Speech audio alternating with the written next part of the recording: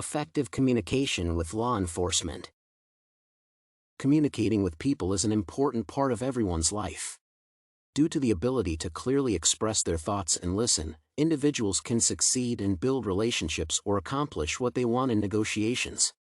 Psychologists know that most conflicts are not caused by insurmountable contradictions but by a banal inability to talk. However, of particular relevance is the etiquette when dealing with representatives of the police. Often individuals with their behavior and manner of speech provoke new conflicts and aggravate the situation. First, individuals who behave defiantly and openly show irritation or disdain are provocative. Some even resort to insults, which can be criminally punishable. Unfortunately, numerous people do this, and in 99% of cases, it is unfavorable to them. Converting a police officer's duties into a personal grudge against a person, such a suspect multiplies the chances of turning an unfortunate episode into a serious nuisance.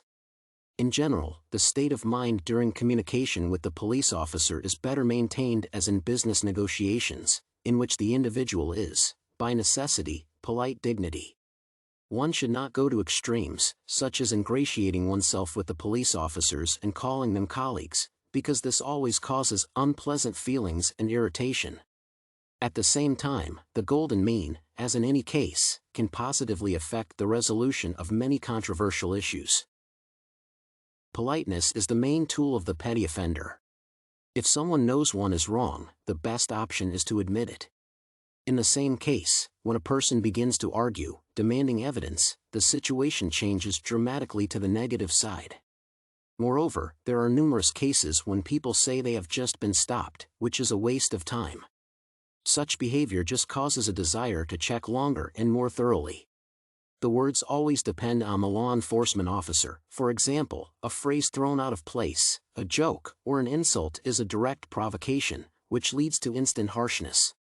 There are phrases such as "I am not obliged to have my passport with me," "show your ID card in unfolded form," and "repeat your rank, surname, and name."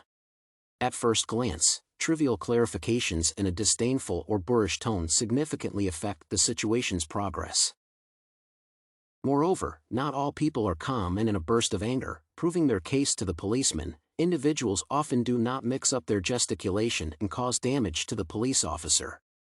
The major thing is distance. It depends on the situation, but it is much more pleasant and easy to communicate when the individual observes personal boundaries and behaves politely. Bad words, raised tone, rudeness, and provocation is, unfortunately, something that happens often, and it is necessary to react to them properly.